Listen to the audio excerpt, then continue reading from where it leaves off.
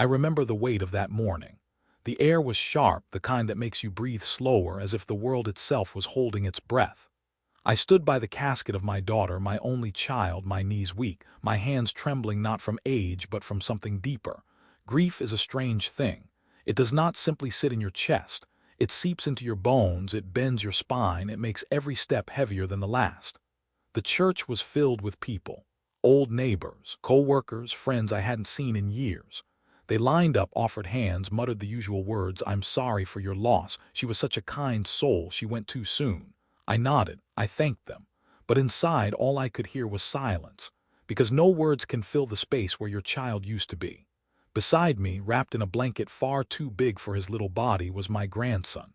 His cheeks still round with baby fat, his eyes wide, searching, confused. He didn't understand why his mother was lying still, why everyone around him was crying. He just clutched the sleeve of my coat and whispered, "Papa, I'm cold." And in that moment I felt both crushed and awakened. Crushed because I had lost my daughter. Awakened because I realized I had not lost everything. There in my arms was her heartbeat continuing. After the ceremony, when the last hymn faded and the crowd began to thin, a man approached. The child's father, once married to my daughter, long gone from her life.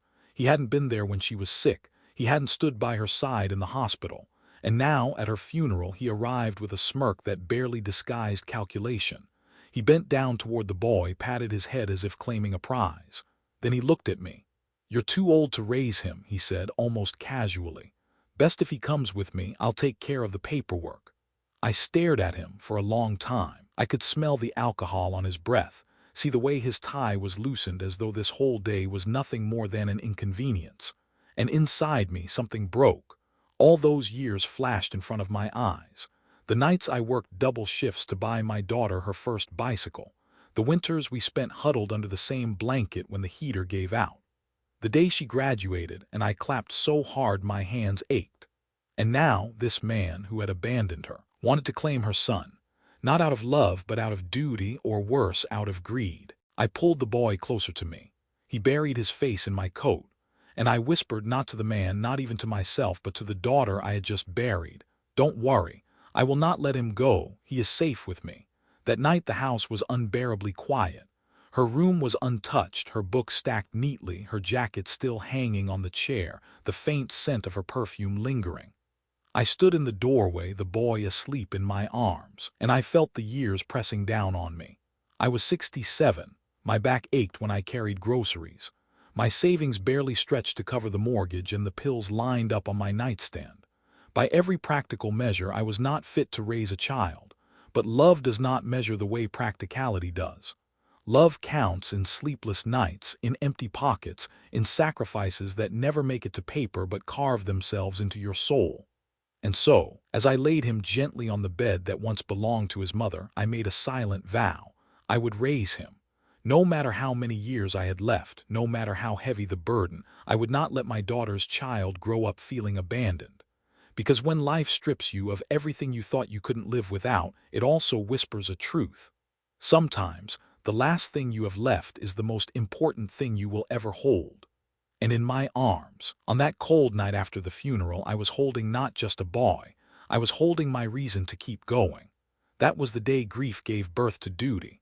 That was the day loss gave way to love. And that was the day I began a journey I never expected, raising my grandson when the world told me I was too old, too tired, too poor. But sometimes love ignores the world. And sometimes that is enough. What would you do if in the winter of your life you were handed the spring of another? Long before that cold morning at the church, there were years when it was just her and me, a father and a daughter, no partner to share the load, no safety net waiting to catch us if we stumbled.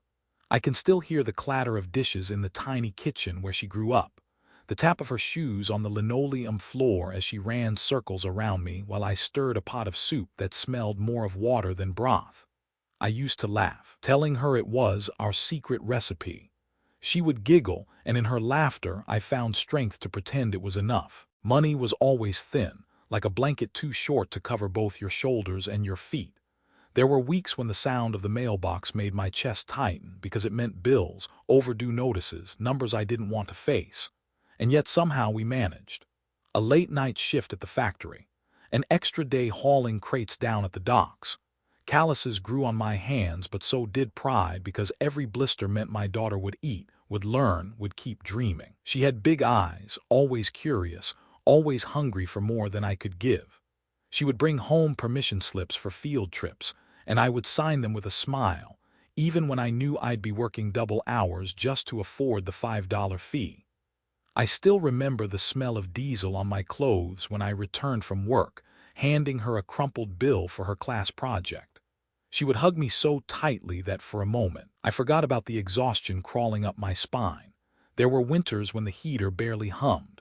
I would wrap her in layers of sweaters and tell her it was an adventure, like camping indoors. She believed me, children often do. Her breath would fog up the window as she drew little hearts and stick figures while I rubbed my stiff hands together, pretending not to feel the ache in my joints. And birthdays, oh, those were the hardest. Not because I didn't want to celebrate, but because I could never give her the things other kids had. So instead, I gave her moments. We would sit on the porch, watching the sun sink low, colors spilling across the sky like someone had tipped over a paint can of gold and orange. I'd tell her stories about her mother, about love, about resilience. Her face would glow in the fading light, and she'd whisper, "It's the best birthday ever, Papa." I kept a small box hidden in the top drawer of my dresser. Inside were folded receipts, worn photographs, a lock of her baby hair tied with a ribbon. That box wasn't worth a dime to anyone else, but to me, it was a ledger of our survival, proof that love had carried us through storms that money alone never could. School years passed quickly. I still remember the first time I sat in the auditorium, the smell of fresh paint, and the squeak of folding chairs as parents crowded in. She stepped onto the stage for her spelling bee, her voice steady, her chin lifted high. When she spelled the last word correctly, she searched the audience, and when our eyes met, it was as if she had won the world. No medal, no ribbon could have mattered more than the look she gave me, that silent acknowledgement of every sacrifice that had carried her to that moment. But it wasn't always easy. There were nights when she asked questions I couldn't answer. Why didn't her mother stay? Why did other kids have more? Why did I always look so tired? I would tuck her into bed with promises, promises that tomorrow would be brighter, even if I wasn't sure how to make it so. Years blurred together, early mornings, late nights, the hum of fluorescent lights in the break room, the taste of burnt coffee keeping me awake. And yet, every time I saw her waiting at the window, waving as I walked up the street, the weariness melted into something like joy. Sacrifice doesn't announce itself with grand gestures. It lives in the quiet choices, the last slice of bread given away, the pair of shoes mended one more time so your child can have new ones, the dreams you quietly fold and tuck beneath your mattress because theirs must come first. By the time she was grown, by the time she had a child of her own, I thought the hardest chapters were behind us. I thought the nights of counting pennies under a dim lamp were done. I thought I had given enough. But life, it seems, was not finished with its demands, because love, real love, does not keep a ledger. It keeps asking again and again how much more you are willing to give. And as I looked at my grandson that night after the funeral, I realized I had been preparing for this all along. Every sacrifice, every sleepless night, every quiet moment of choosing her happiness over mine, it was not only for my daughter, it was also for him. The house creaked more than I did. Every morning, before the sun had fully risen, I would hear the groan of wood under shifting temperatures, the rafters sighing as though they carried their own exhaustion. Paint peeled from the window frames like tired skin, and the air inside smelled faintly of dust and rain-soaked timber. This was the home my daughter had grown up in. It was no palace, no picture from a glossy magazine, but it held memories in its walls, laughter that still lingered in the corners, arguments softened by time, lullabies whispered into the quiet of night. And now, with my grandson asleep in the next room, the house seemed to breathe differently, as if it knew it had to shelter yet another generation, even in its tired state.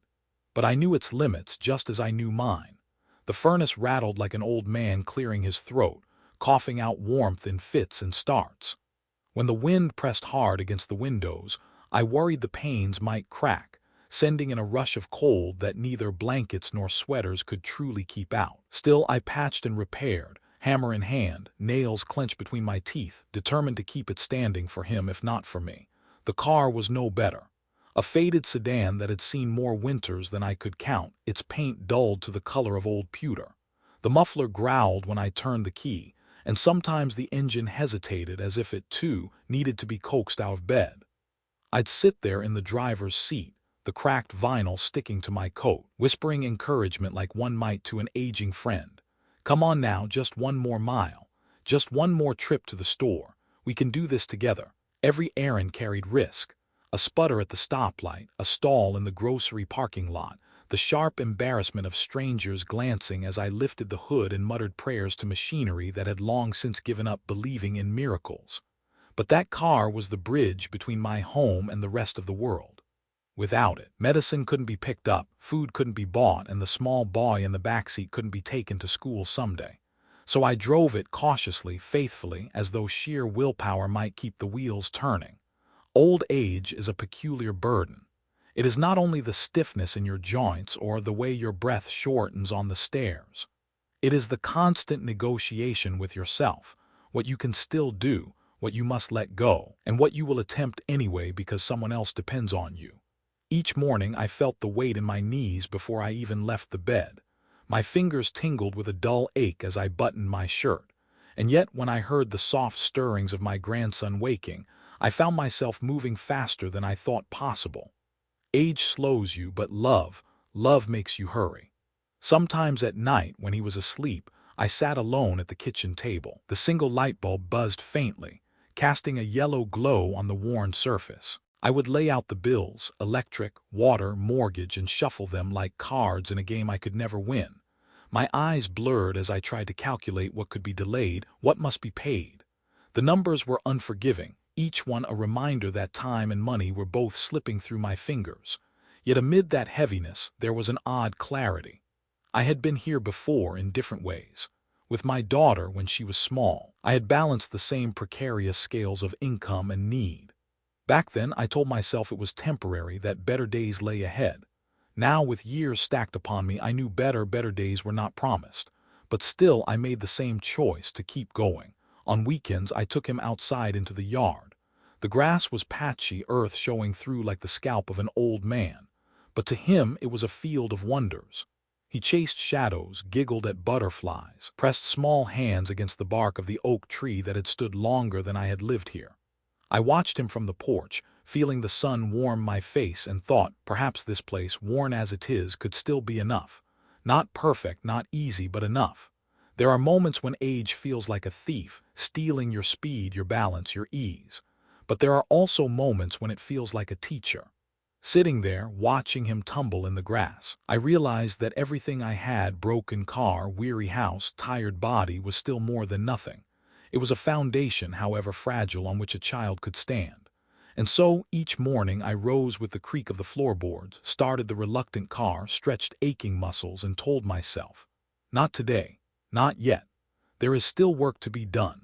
Because old age may weigh heavy, but the weight of a child's trust, that is heavier still. And it was a burden I chose to carry. Children have a way of reshaping silence. What once felt empty, hollow, like an echo of loss, becomes filled with small sounds, shuffling feet on the floor, the hum of a tune half remembered, the clink of a spoon against a cereal bowl. The boy had been with me only a short while, but already his presence was altering the rhythms of the house. Morning no longer began with the groan of my joints alone. It began with the patter of little feet, the faint thud of a toy dropped, the muffled questions of a child trying to make sense of a world that had taken his mother too soon. At first he barely spoke. His words came in fragments, whispers, sometimes nothing at all. I didn't press him. I knew grief speaks its own language, especially in children. So I offered him steadiness instead, the same chair at the table, the same hand reaching to guide him up the steps, the same voice reminding him to brush his teeth before bed. Routine became our bridge, carrying him across days that might otherwise collapse under confusion. One evening, the light outside bent into that particular shade of gold that makes even old houses look forgiving. I was cooking, the scent of onions and garlic filling the kitchen, sizzling in oil that popped now and then like a crackling fire. He sat at the table, legs swinging, a crayon clutched in his fist as he bent over a scrap of paper.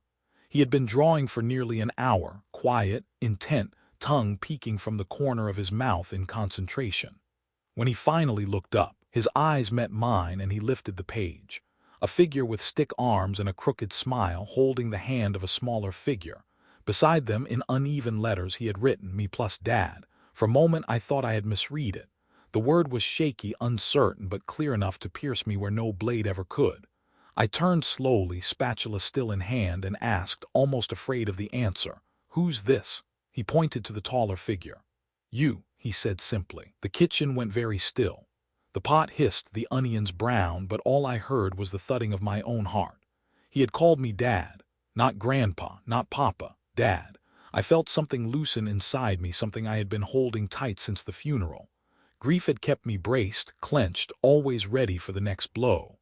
But in that single word, the child had given me permission to breathe differently, like sunlight cutting through a heavy curtain, spilling warmth into a room long dark. I walked to the table, lowered myself into the chair beside him. The wood groaned beneath my weight, my knees protested, but I hardly noticed. I looked at the drawing again, at the two figures holding hands. "Do you really see me like that?" I asked, my voice unsteady. He nodded, then looked back down at his crayons as if the matter was already settled in his small world. And maybe it was. That night, after he had fallen asleep, I sat alone in the living room. The house was quiet again, but it was a different kind of quiet, softer, gentler. I held the drawing in my hands, tracing the uneven letters, the misshapen smiles. It was clumsy, imperfect, childish. And yet to me it was holy, because in that picture I was not just an old man struggling against the years. I was not the widower, the laborer, the weary soul staring down unpaid bills. I was Dad. I was chosen, even if the child had not fully understood the weight of the word he had given me. The drawing found a place on the refrigerator door, held by a crooked magnet shaped like a sunflower. Every morning after, when I shuffled into the kitchen, rubbing the stiffness from my hands, I saw it there. And each time it steadied me. It reminded me that no matter how uncertain the road ahead, I was not walking it alone. Children may not know the language of healing, but sometimes they speak it anyway, in drawings, in small gestures, in a single misplaced word that turns out to be exactly right. That night when I tucked him into bed, he mumbled it again, half asleep, his voice drifting like a lullaby. "Good night, Dad," and I answered with a lump in my throat I could not swallow down. "Good night, son." The house, for the first time in years, felt alive. It happened on an afternoon heavy with heat. The kind of day when the air presses against your skin, when even the cicadas outside seem to drone more slowly. I had just laid my grandson down for a nap, his small chest rising and falling in steady rhythm, the crayon drawing still taped proudly on the refrigerator. Then came the knock. Firm, impatient, the kind of knock that doesn't wait for permission. I opened the door and there he stood, the boy's father. I hadn't seen him since the funeral. Back then he had carried himself with a strange mix of entitlement and detachment. Now, weeks later, he looked sharper, his shirt pressed, his shoes polished, a pair of sunglasses perched like armor across his face. But no polish could cover the smell of stale smoke clinging to him or the restless flicker in his eyes. "Mind if I come in?" he asked, though he was already stepping past me. The house seemed to stiffen at his presence. Even the floorboards gave a different creak beneath his weight. He glanced around, his gaze landing on the drawing on the fridge. A smirk tugged at the corner of his mouth. "Cute," he said, as if the word itself was an insult. I crossed my arms, steadying myself. "What do you want?" He didn't hesitate. "I've been thinking," he began, his voice slick with rehearsed charm. "It's time I take my son. He should be with his real father, not." His hand waved vaguely toward me, dismissive, as though I were nothing more than a placeholder. I felt heat rise in my chest, but I kept my tone even. "You had your chance. You left when she needed you most." He shrugged. "That's the past. Doesn't matter now. What matters is the future, and he belongs with me." I studied him carefully. His shoes might have been polished, but the truth showed in other places, the yellow tinge on his fingertips, the way his leg bounced restlessly as he spoke, the faint bruise of sleepless nights beneath his eyes. This wasn't about love. This was about control. And then he said it, the words that chilled the room more than any open window could have. "There's money, you know, benefits, insurance, support checks. I've already talked to someone. If I get custody, it all comes to me. It'll help me get back on my feet." For a moment, I couldn't breathe. The audacity of it, the coldness of reducing his son to a stream of income, struck me like a physical blow. The boy was asleep in the next room, his tiny body curled beneath the blanket, dreaming the innocent dreams of childhood. And here was this man, his own father, speaking of him as though he were a paycheck. I leaned forward, gripping the edge of the table between us until my knuckles ached. "You're not taking him," I said quietly. "Not now, not ever." He chuckled, a sound that grated against the walls. "You think you can stop me? You're old, broke, living in a house that should have been condemned a decade ago. What court would hand a kid over to you?" The words were cruel but not untrue. I felt them like stones in my chest. Still, truth spoken with malice is only half a truth.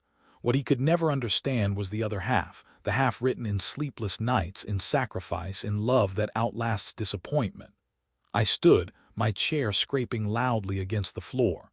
"If you want to test me, then go ahead. Take it to court. Say what you want about my age, my house, my money. But know this, he will never see you as a father. He will never be just a number in your pocket, not while I'm alive."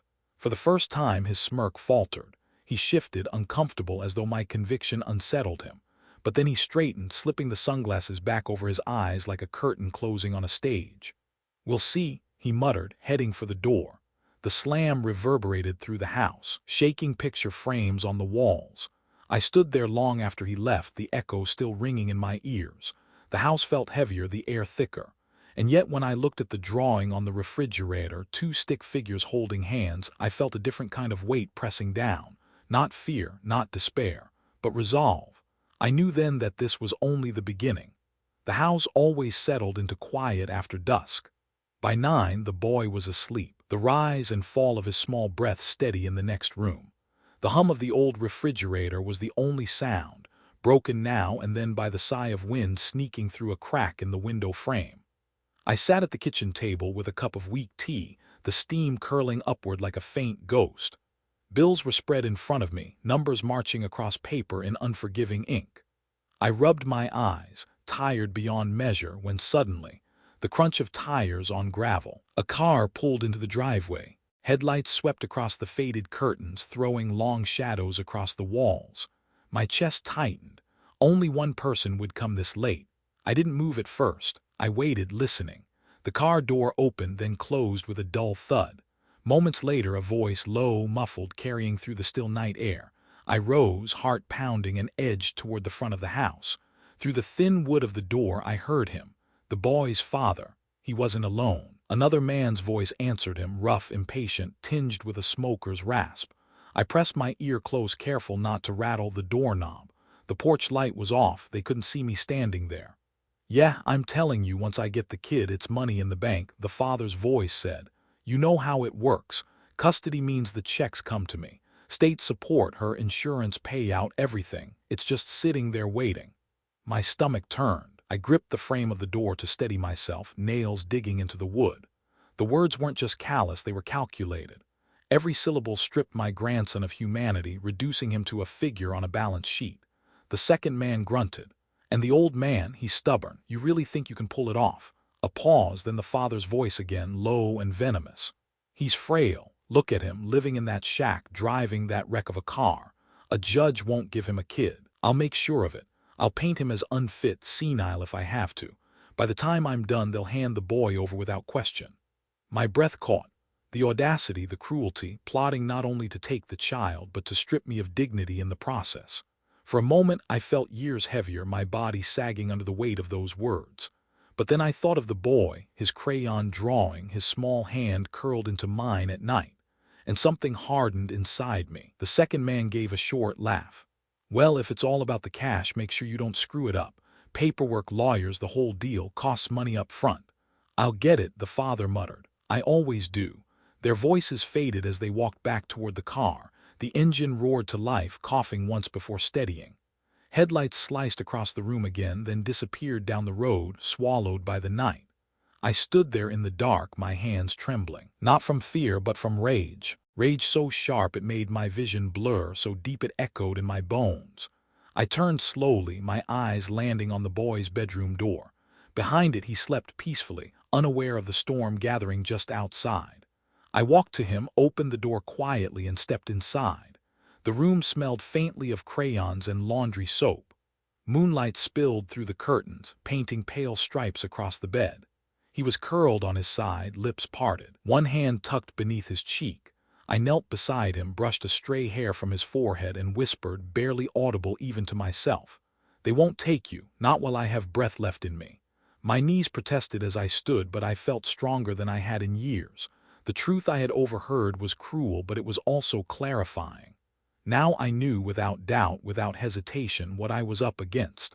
The father didn't want his son. He wanted leverage. He wanted money, and he would fight dirty to get it. But I had something he would never have.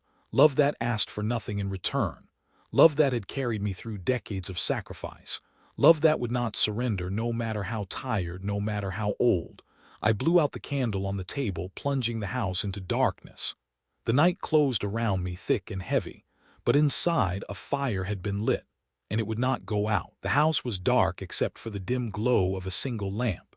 It cast a warm circle of light onto the mantel, where her photograph had rested since the funeral. My daughter, smiling, eyes bright, caught in a moment when the world had not yet weighed her down. I had walked past that picture 100 times, glancing at it briefly, never lingering too long. But tonight was different. Tonight, the words I had overheard outside still rang in my ears, sharp as broken glass. I pulled a chair closer and sat, the old wood creaking beneath me. The house was silent except for the faint ticking of the clock on the wall, each second dragging like a reminder of how fragile time had become. Her face looked back at me, framed in gold, chipped at the corners, but radiant still. And suddenly I was not a man staring at a photograph. I was a father again, aching, unraveling, desperate for guidance from the child I had once guided. I tried to speak, but at first nothing came. My throat burned, my chest tight, as though grief itself was pressing against my lungs. Finally, in a whisper rougher than I intended, I said, "I heard him tonight." My voice cracked. I swallowed, steadied myself, and continued. "He doesn't see your boy as you did, not as a soul, not as a gift. He sees him as a dollar sign, as leverage. He spoke of him like property to be claimed, a prize to fund his own failures." And my words broke. Tears blurred the photograph until her smile seemed to waver, flicker in the lamplight. "I am so sorry," I whispered, pressing my palm against the frame. "Sorry that you had to leave him. Sorry that you had to trust me with this burden. I am old and I am tired, but I will not fail you." I lowered my head, shoulders trembling. The tears came harder now, warm against my weathered skin, dripping onto my hands. For a while I let them fall. It was not weakness, I told myself. It was the price of love spilling out, making room for resolve. When I raised my head again, something inside me had shifted. The grief was still there, heavy, unyielding. But alongside it burned a steadiness I had not felt in years. I leaned closer, speaking through clenched teeth, each word deliberate. "He will not take him, not while I draw breath. Not while these hands can still hold a pen or these legs can still carry me into a courtroom.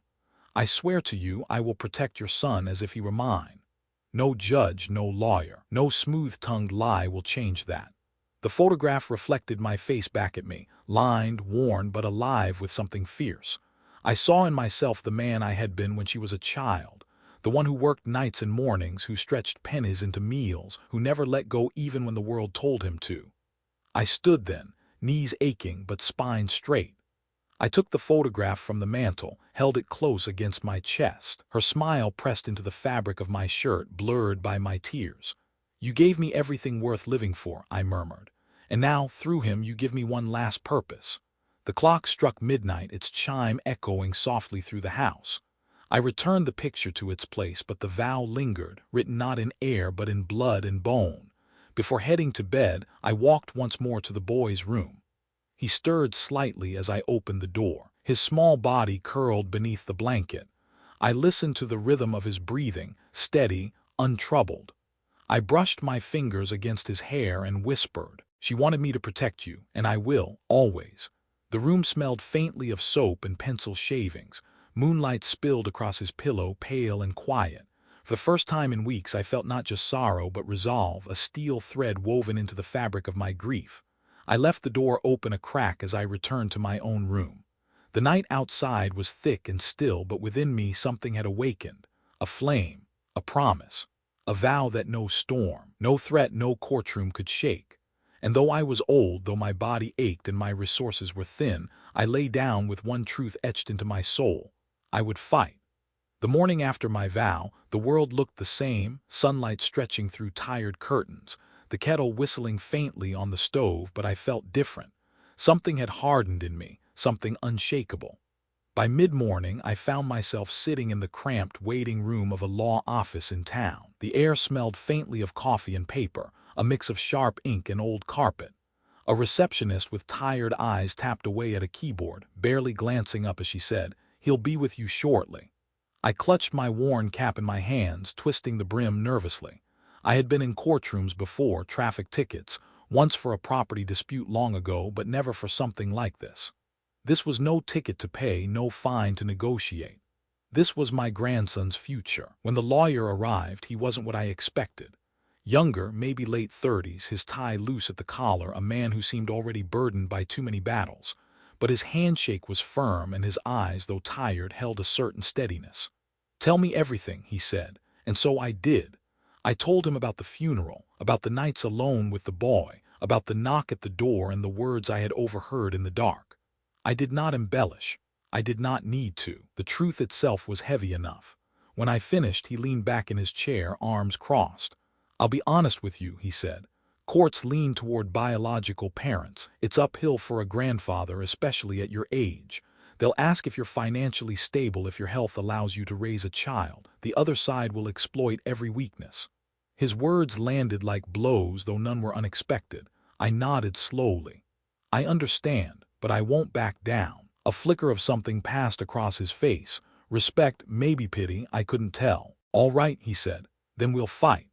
Paperwork followed, stacks of it, forms filled with questions that felt like accusations. "Do you own property? Do you take medication? What's your monthly income?" Each line felt like a test designed to measure not my love but my worth on paper. I carried those papers home in a folder, its weight far heavier than it should have been. At the kitchen table, I filled them out slowly, the scratch of my pen echoing in the quiet house. The boy colored beside me, crayons scattered across the table, unaware of the battle taking shape in ink and signatures. Days turned into weeks. Notices came in the mail, heavy envelopes that made my stomach knot. Each letter was another reminder this was real, this was happening. And then one morning the official notice arrived. A custody hearing, date and time set, courtroom assigned. The paper trembled in my hands as I read it again and again, as though repetition could soften its finality. That night I couldn't sleep. I sat in the living room, the lamplight dim, the house wrapped in silence. My body ached from the long day, but my mind raced. I thought of standing before a judge, of being asked to prove I was fit. What proof could I offer? That I had carried her through childhood on my back. That I had worked nights so she could sit in classrooms, unburdened by hunger. That now, even with my hands shaking and my breath short, I rose each morning because he needed me. No form, no figure, no affidavit could capture that. I closed my eyes, the exhaustion finally pressing me back into the chair. When I woke, dawn had already touched the curtains with pale light. The boy padded into the room, hair tousled, dragging his small blanket behind him. He climbed onto my lap without a word, resting his head against my chest. His weight was warm, solid, grounding. And in that quiet moment I realized something. The court might see me as old, as poor, as unfit, but this child saw me as home. That, I decided, would be my strength. Not the numbers on a page, not the labels of age or income, but the bond no one could sever. When the hearing day came, I would walk into that courtroom with my head high. I would let them question me, doubt me, even mock me. But I would not falter, because I had already made my vow, and vows, once carved into the heart, do not break. The papers were stacked neatly on the table. The folder closed with a quiet snap. And as the boy tugged at my sleeve, asking for breakfast, I rose with a steadiness I had not felt in years. The battle had begun. The lawyer had told me that custody cases weren't won by speeches. They were won by proof, tangible, undeniable traces of who had been there, who had carried the weight when no one else would. So I began to gather. It started with the old shoebox at the back of my closet, one I hadn't touched in years. I pulled it out, dust rising in the air, stinging my nose. Inside were scraps of our life together, receipts, notes from teachers, faded photographs with edges curled like dried leaves. One by one, I spread them out on the table. A crumpled hospital bill, showing the night I rushed my daughter in when she had the flu so badly she could hardly breathe. Her name printed neatly in black ink, my signature at the bottom where insurance wouldn't cover what was needed. Then the tuition slips, each one a reminder of long hours worked. Dates lined up in steady sequence, evidence of years I never missed a payment, no matter how thin the weeks became. The paper still smelled faintly of ink and old filing cabinets. It was as if the past had waited patiently to be called upon, ready to testify in silence. I found letters too. Not from me but from her, small notes she had written in middle school, folded squares of lined paper. "Thanks for staying up to help me with my project, Papa. Don't work too hard, I'll be fine." Her handwriting uneven at first, growing more confident over the years. I read each line slowly, my chest tightening, until I had to set them down before the tears blurred the words away. These weren't just memories. They were evidence of devotion, laid bare in ink and paper. Proof that love had been lived out in grocery receipts, in overdue utility bills, in ink-stained report cards that bore both her name and mine. At night, when the boy was asleep, I continued my search. Drawers emptied, folders stacked, the table buried in piles of yellowed paper. Each item, small on its own, was part of a larger mosaic, a portrait of a life I had built brick by brick, even when the mortar crumbled in my hands. One evening I discovered an envelope I had forgotten, postmarked from years ago, addressed in her handwriting. Inside, a short letter she had written from college. "Papa, I know it isn't easy. I see the tired in your eyes when you visit, but you're the reason I believe I can make it. I hope one day I can give back what you've given me." The ink had smudged in places, maybe from her own hurried hands, maybe from tears. I pressed the letter to my chest, the paper thin and fragile yet heavy with meaning. I imagined bringing it into the courtroom not as legal evidence but as a truth no judge could ignore, that my sacrifices had been seen, remembered, cherished. The lawyer cautioned me not to rely only on sentiment. "Judges look at stability," he said. "Bills paid, schedules kept, consistency. Gather everything that shows you've been the constant in that boy's life." So I kept digging. Medical forms signed by me, daycare registrations, grocery lists scribbled with notes in my handwriting, simple things, but together they told a story. It wasn't glamorous, this preparation. There were no speeches, no grand gestures, just late nights under the dim glow of a lamp, my fingers smudged with ink, my back aching from hours hunched over paper. The sound of pages turning became the rhythm of my resolve. And all the while the boy slept down the hall, his small breath steady in the dark. Now and then I would rise, walk quietly to his room and watch him for a moment. The moonlight through the curtain painted his face in silver, softening the angles of his dreams. He didn't know the storm building around him. He didn't hear the whispers of men who saw him as prophet. He only knew that when he woke, I would be there. That, I thought, was the truest evidence of all.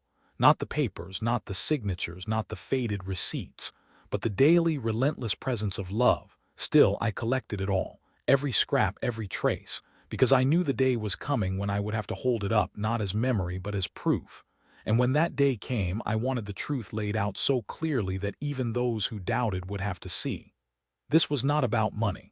This was not about age. This was about a bond that had been written across decades, sealed in sacrifice, and carried forward into the small, sleeping body of a child who had once whispered "Dad" when he looked at me. I stacked the papers neatly into the folder, its edges frayed, its contents heavy. The house was quiet the night long, but I felt a calm steadiness in my chest. I was ready.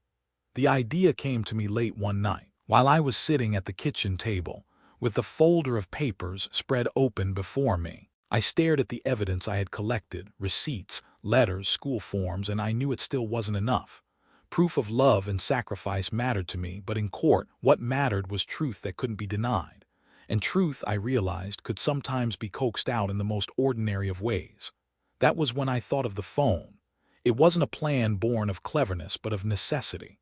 I had overheard his words once, outside in the night, dripping with greed, but overheard wasn't the same as recorded. If he could be led to reveal himself again, in his own voice, in words no one could twist or deny, then perhaps I'd have something solid to place in the hands of a judge. Before trying, I called my lawyer and asked. He told me I could record the conversation as long as I submitted it properly. His reassurance steadied me. It wasn't recklessness. It was a step I was allowed to take. The old landline still hung on the wall of the kitchen, its cord coiled and stiff, the receiver slightly yellowed with age. I ran my fingers over it, the plastic cool under my touch. It had carried countless conversations over the years, late-night calls from my daughter when she was away at school, whispers of worry and joy shared across the line. Now it might become the tool that protected her child. I rehearsed in my head how it might go. I would call him. I would act uncertain, even yielding. I would let him think I was tired, that I might be ready to give in. And I would keep him talking, let his own arrogance do the work. The next evening, after putting the boy to bed, I sat alone in the kitchen with the receiver in my hand. My pulse hammered so hard I could hear it in my ears. The room was dim, lit only by the overhead bulb buzzing faintly. I dialed his number slowly, each click of the rotary wheel echoing like a drumbeat. The line rang. Once. Twice. Then a click and his voice. "Yeah." I drew a breath, forcing a tremor into my tone. "It's me." A pause, then a chuckle that crawled under my skin. Well, finally ready to talk sense. I let silence stretch just enough to bait him. Then I said, "Maybe. I've been thinking, I don't know if I can handle all this. Raising him, the bills, maybe you're right, maybe he should be with you." I hated the words even as I spoke them. They tasted like betrayal in my mouth. But I swallowed the bitterness, because I knew what I needed. His laughter spilled through the receiver, loud, unguarded. "I knew you'd crack. Old men like you can't keep up. Don't worry, I'll take him off your hands." I gripped the receiver tighter, nails pressing into the plastic. "Why?" I asked softly. "Why do you want him after all this time?" There was no hesitation. "Because he's worth money. Don't act surprised. You know what I'm talking about, the benefits, the checks. A kid's a gold mine if you know how to work the system. And with his mom gone, even better, it all comes to me." The words struck like knives, but I forced myself to stay quiet, to let him keep talking. The tape recorder I had placed beside the phone whirred softly, its reels turning, capturing every syllable. He continued, his arrogance blooming unchecked. "I've already lined up what I need. Lawyer says it's just a matter of proving you're unfit.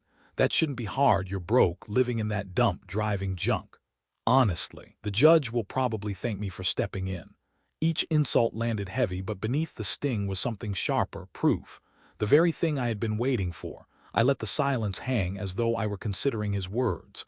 Then in the faintest whisper I said, I don't want him hurt." He scoffed. "Hurt, please. He's a ticket out of this mess, you'll see. When the money starts coming, we'll both be better off." My stomach churned, but I had what I needed. I mumbled something vague, pretended weariness, then told him I'd think about it. He seemed satisfied, smug even as he ended the call. When the line went dead, I sat there in the silence, the receiver still warm against my ear. My hands trembled as I set it down. The tape recorder clicked softly as it stopped, the reel slowing to stillness. I leaned back in my chair, covering my face with my hands. The shame of speaking those false words clung to me, but beneath it was relief, a grim, steady relief. I had his voice. I had his greed, his cruelty, captured in sound that could not be denied. In the next room, the boy stirred slightly in his sleep, turning over beneath his blanket. I rose and went to his doorway, watching the gentle rise and fall of his small chest. The moonlight brushed across his face, peaceful, unknowing. I whispered into the stillness, more to myself than to him. One step closer. One step safer. Yep. The night air was heavy, but for the first time in weeks I felt the weight shift. Not gone, but moving in my favor. The courthouse loomed larger than I remembered. Gray stone, its steps worn smooth by decades of footsteps, men and women carrying their hopes, their fears, their desperate pleas inside. That morning it was my turn. I held my grandson's hand as we climbed those steps. His small fingers clutched mine tightly, warm and trembling. I bent down and whispered, "You'll stay with Mrs. Alvarez in the hallway, all right, just for a little while." He nodded, brave in that quiet way children can be, though his eyes betrayed the unease he couldn't name. Mrs. Alvarez, our neighbor, had offered to come. So had others, faces from the community who had known my daughter, who had watched me raise her, who now stood with me in the shadow of this fight. They lined the benches in the hallway, murmuring support, their presence a shield I hadn't expected but deeply needed. Inside, the courtroom smelled faintly of varnish and dust. The benches creaked as people settled in, their whispers a low hum beneath the fluorescent lights.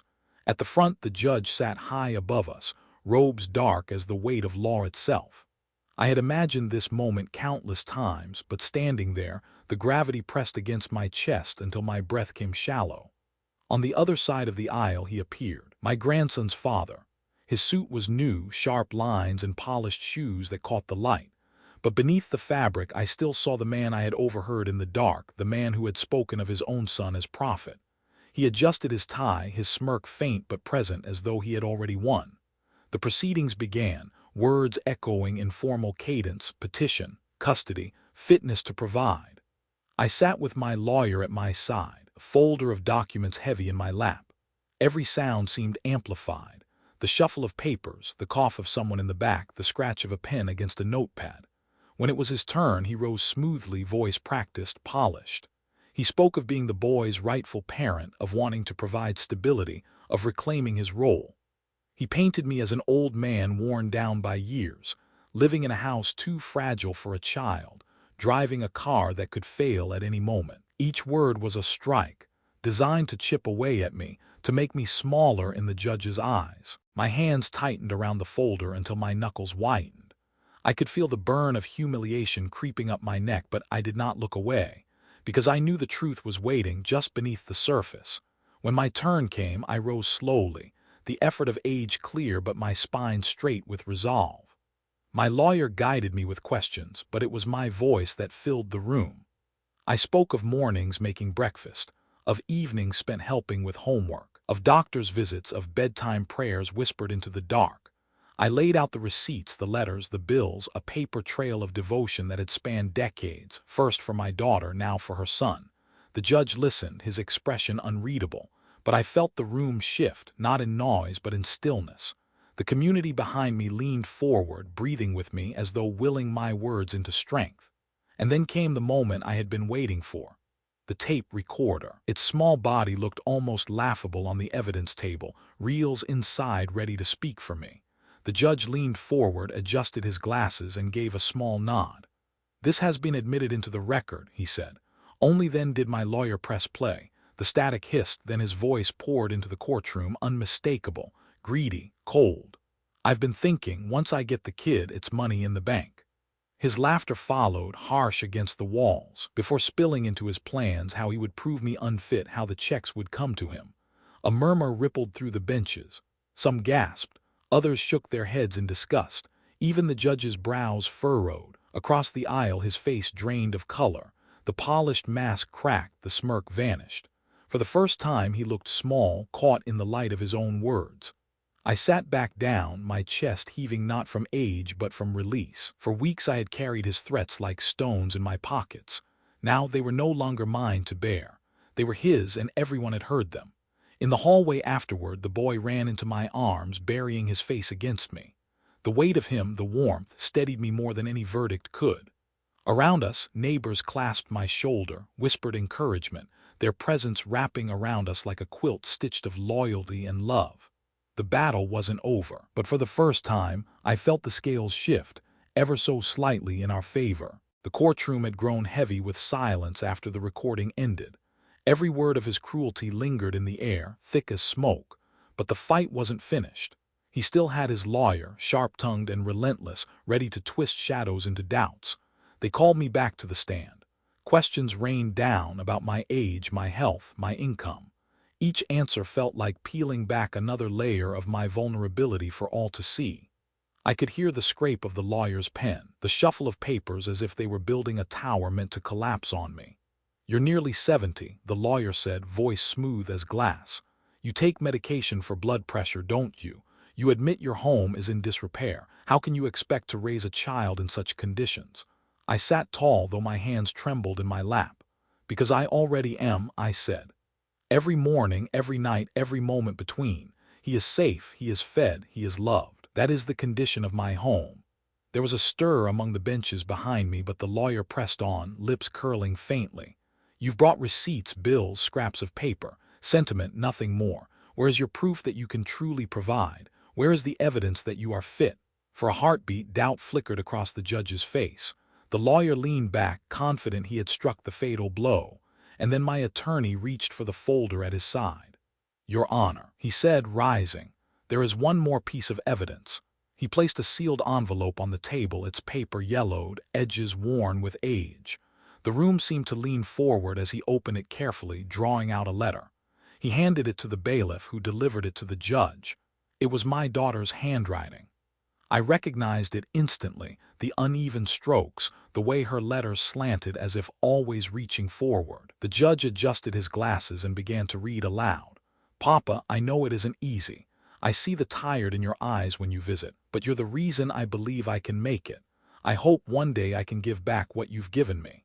The words filled the room, her voice resurrected in ink. I bowed my head, tears burning hot against my cheeks. Around me I heard sniffles, the rustle of tissues, the shifting of bodies moved by words written years before. The judge looked up. His expression softened, then turned his gaze toward the boy's father.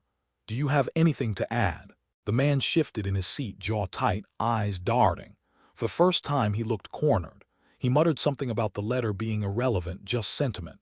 But his voice lacked conviction, thin against the weight of truth now laid bare. My attorney stood again. "With respect, Your Honor, this letter is not sentiment alone. It is testimony. A testimony that this man has been more than a caretaker. He has been the foundation, the sacrifice, the parent, and everything presented. Bills, receipts, recordings confirms that reality." The judge set the letter down slowly as if it were made of glass. He folded his hands, his silence stretching long enough that the room seemed to hold its breath. Then my attorney lifted another document. "Your Honor, this is a written statement signed by Mrs. Alvarez, the neighbor of 20 years. With your permission, I'll read a portion." The judge nodded. My lawyer's voice carried her words. "I've lived next door for 2 decades. I saw him raise his daughter alone, saw him carry her through sickness and struggle. And now I see him with her boy, steady, constant. If you want proof, look at the child. He is safe. He is thriving. That is proof enough." Others murmured agreement, heads nodding, faces earnest. The weight of community pressed into the room, undeniable. Across the aisle, the father sank lower in his chair. The polished suit, the rehearsed charm, it had all unraveled. What remained was the truth, exposed by his own words, by his own greed, by a letter written in love long before this battle began. I sat back, breath shaking but my heart steady. I had brought everything I had, every scrap of paper, every ounce of strength, every tear. And in that moment I felt my daughter beside me, not as a photograph on the mantle, but here, alive in the words she had left behind. Her letter was the final proof, and it was enough. The judge's gavel struck once, sharp and final. The sound echoed off the high walls, rolling through the silent courtroom like thunder. "All evidence considered," the judge began, his voice steady, deliberate, "custody of the minor will remain with the maternal grandfather. The petition by the biological father is denied." For a moment the words hung there, almost unreal. I had braced myself for the worst, for rejection, for the possibility of walking out empty-handed, of losing the boy I had promised to protect. And now, with a single sentence, the weight shifted. I closed my eyes, exhaling a breath I hadn't realized I'd been holding for weeks. A tremor ran through me, not of weakness, but of release. It was over. At least the battle in that room was. Behind me, I heard a soft murmur ripple across the benches. Neighbors whispered to one another, some nodding, some quietly wiping tears. Their presence had steadied me in ways they would never fully know. And in that instant, I felt both gratitude and a strange hollowness, as though victory had come at a cost too heavy to name. Across the aisle, the boy's father stood frozen. His face was pale, jaw clenched, eyes darting between the judge and the recorder that still sat on the table, silent now but damning. The smirk he had worn so often was gone, replaced by something harder, darker, a bitterness that settled into the lines of his face. He gathered his papers with jerky motions, his chair scraping harshly against the floor as he pushed it back. The bailiff's eyes followed him as he strode toward the exit, his footsteps loud, defiant, fading into the hallway. Even as the door shut behind him, the air he left behind carried his anger like smoke after a fire. I remained seated. My legs felt heavy, as though every mile of my years had caught up to me in that single moment. The folder of documents lay closed on the table, no longer needed. The final letter, my daughter's words, still rested in the judge's hands. He placed it carefully back into the envelope, treating it with a respect that tightened my throat. "Court is adjourned," he said simply. And just like that, it was done. When I stepped into the hallway, the light seemed too bright. My grandson ran toward me, his small shoes tapping against the polished floor, his arms outstretched. I knelt, though my knees screamed, and gathered him into my embrace. His warmth, his laugh muffled against my shoulder, was the only verdict that truly mattered. The others surrounded us. Hands clasped my back, voices offered congratulations, but their words blurred, distant. All I could feel was the weight of the child in my arms and the heavier weight of the promise renewed inside me. That night back at the house, the silence was different. Not the anxious silence of waiting, but the heavy, reflective quiet that follows storms. The boy fell asleep quickly, exhausted from a day he didn't fully understand. I sat alone in the living room, the lamplight dim, my body aching from head to toe. The victory tasted strange, like a meal eaten too quickly after days of hunger. There was relief, yes, and gratitude, but also a lingering bitterness. Because winning in court did not erase the absence in the next room where her photograph still stood. It did not make me younger, stronger, or more certain of how many years I had left. It simply bound me more tightly than ever to the vow I had spoken at her picture. I looked at my hands resting on the arm of the chair, veins raised, skin thin, knuckles swollen from years of labor. These were not the hands of a man in his prime, and yet they were the hands that had carried her through childhood and now would carry him. No court ruling could change the truth etched into these lines. The clock ticked steadily, its sound louder in the quiet room. Each second was a reminder. I had won the right to raise him, but with that victory came the unshakable reality of time. Every day mattered. Every day had to count. I leaned back, closing my eyes. In the stillness, I could almost hear her voice again, soft, steady, filled with the love that had outlasted her years. "You did it, Papa. You kept him safe." Tears welled and slipped silently down my cheeks. They were not the tears of defeat nor of triumph, but of something in between, something only those who have loved and lost could truly understand. The battle was over. The war of years, of age, of exhaustion that was still ahead. And yet, holding on to the sound of his small laughter earlier that day, I knew I would endure it, because victory, even bitter, was still victory, and it was enough to keep going. After the ruling, life did not return to normal because normal no longer existed. What came instead was something different, something unexpected. It began slowly in small gestures, as though the whole neighborhood had been holding its breath through the trial, waiting for permission to exhale. The morning after court, I opened the front door to find a basket on the porch. Fresh bread still warm beneath a cloth, a jar of honey glinting in the sun, and a note in Mrs. Alvarez's handwriting. For the boy, for strength. The smell of yeast and sweetness filled the kitchen, and when my grandson bit into the first slice, his smile carried a light I hadn't seen in weeks. Then came others. Mr. Thompson from down the street showed up one Saturday with his toolbox, insisting on fixing the hinge on the back gate. He stayed the whole afternoon, oiling squeaky hinges, tightening loose boards, leaving behind a yard that felt safer. "Kid needs a place to run without splinters catching his feet," he said simply, wiping sweat from his brow.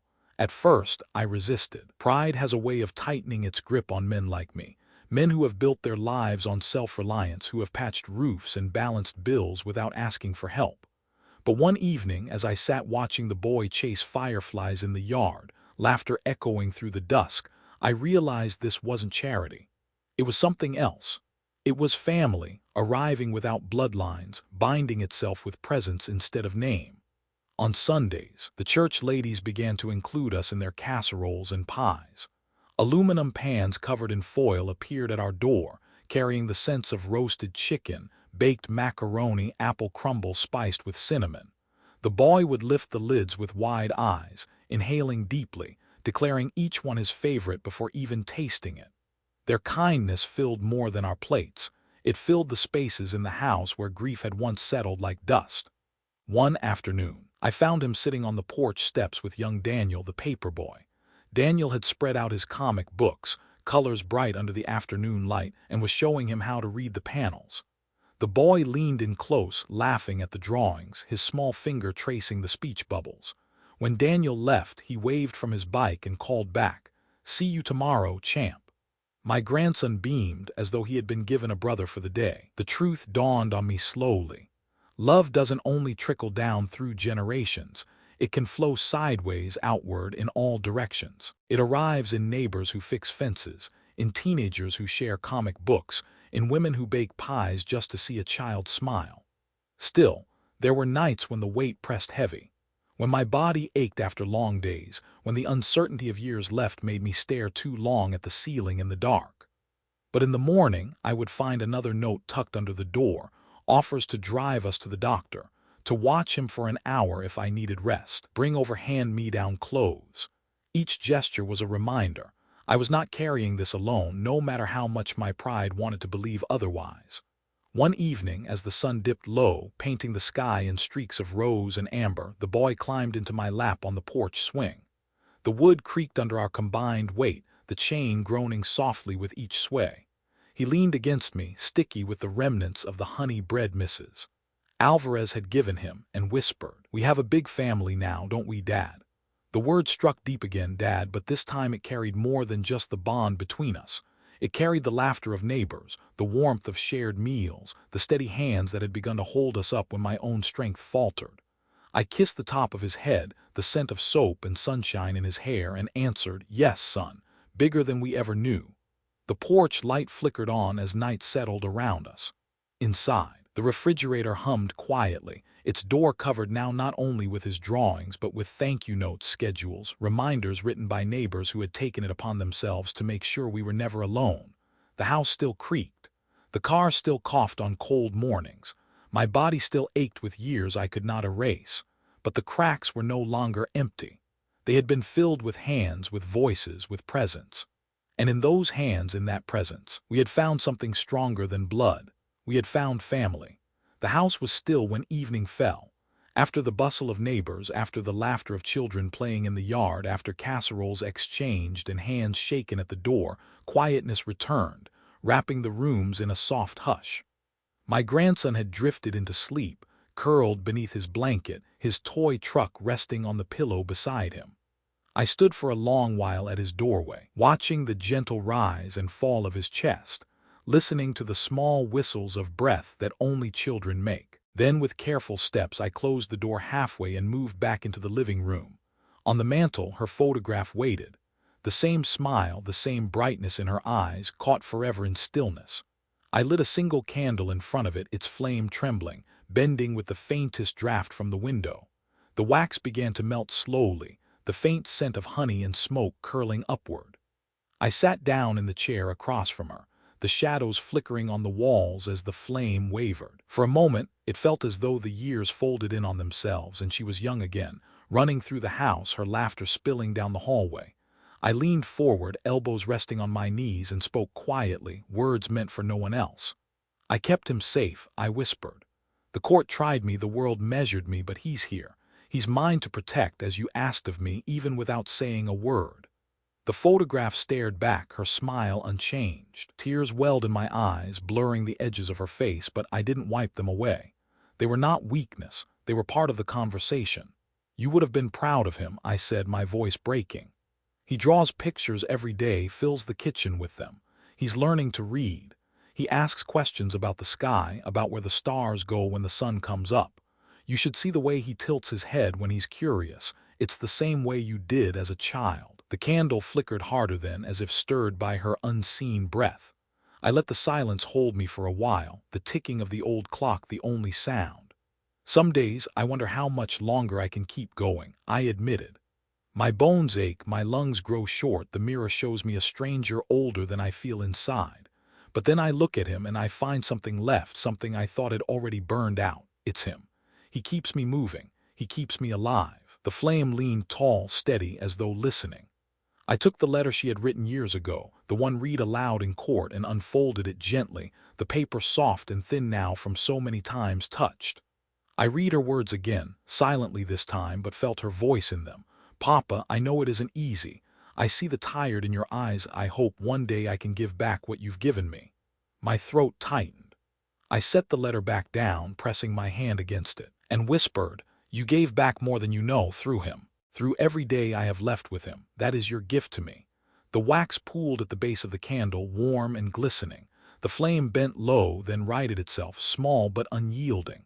I stared at it, realizing how much it mirrored me, fragile in form, trembling against the drafts of time but refusing to go out. "I promise you," I said softly, the words as steady as I could make them. "I will walk him through this life as long as my body will carry me, and when I can't anymore, I will make sure he knows you. He will know the sound of your laugh, the strength of your spirit, the depth of your love. He will never feel alone, not while I breathe." The candle's light cast her photograph in gold, her eyes glimmering as though alive again. I felt my chest ache, not with sorrow alone, but with a fierce tenderness that almost lifted me from the chair. I stayed there long after the flame had burned low, the room heavy with shadows. When finally I blew it out, smoke curled upward, soft and gray, carrying with it the weight of my vow. And in the darkness that followed, I felt her presence, not as a ghost, not as memory, but as a hand resting gently on my shoulder. The seasons shifted quietly after the storm of the courtroom.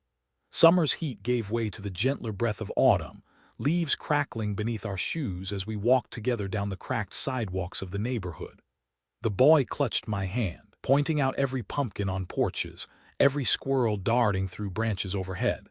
His voice bubbled with excitement, and each word was like a bell, pulling me back into the present, away from the echoes of battles fought in rooms of stone and silence. Life did not become easy.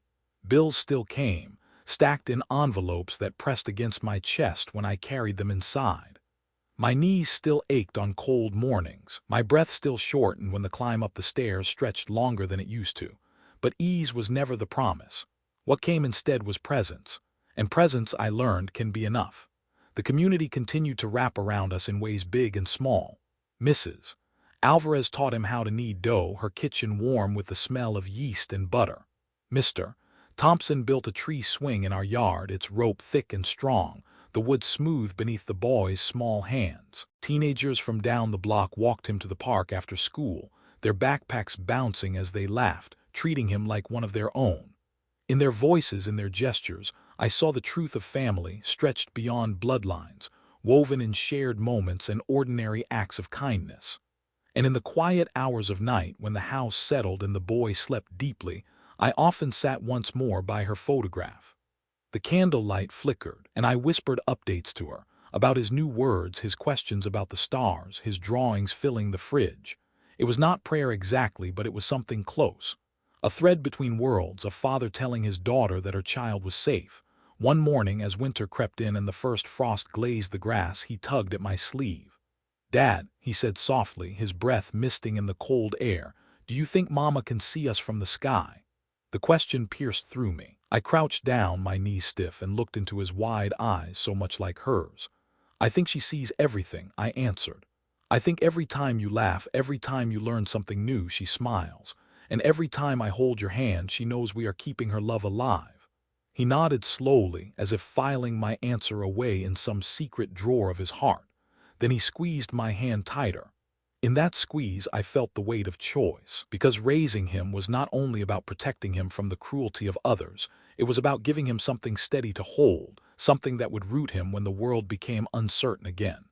It was about teaching him not just to survive, but to belong. The years ahead remain a mystery. I cannot know how long these hands will be able to carry groceries, how many winters these lungs will endure. I cannot promise him forever, but I can promise him today. And today, he has a home, a family, a love that will not falter. Still, the question lingers, the one I must now leave with you, the listener, the witness to this journey. If you stood in my place, old bones aching, time slipping through your fingers, resources scarce, and you were handed the life of a child, fragile and precious, whose other parent saw him only as profit, what would you do? Would you step aside, convincing yourself that your years disqualified you, that someone younger, stronger, richer should take on the burden? Or would you hold fast, even when the world called you unfit, even when your own body begged for rest? Because love is not measured in age or money or ease, but in the willingness to stand and say, "This child is mine to protect, and I will not let him go." The story is not tied neatly with a bow. Life rarely is.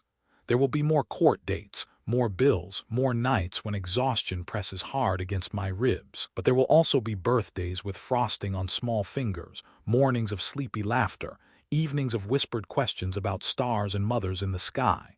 And those moments, fragile, fleeting, ordinary, are what make the fight worthwhile. Because family is not always who shares your blood. Family is who shows up, who stays, who chooses you again and again. To you, listening now, thank you. Thank you for walking with me through this story, for sitting in the quiet places, for holding your breath with me in the courtroom, for feeling the weight of love and loss and choice. If this story touched your heart, if it made you think of your own family, of the sacrifices that shape us, I ask you to share it with someone who might need reminding that love is stronger than greed, stronger than absence, stronger than time itself. Please subscribe to the channel so you don't miss the next story. Leave a comment below. What would you choose if you were in my place? I would be honored to read your thoughts, your experiences, your answers. Until next time, I wish you strength, I wish you peace, and above all, I wish you the kind of love that carries you through storms. Take care of your health. Take care of your family. Because in the end, family by blood or by choice is all we truly have. Good night.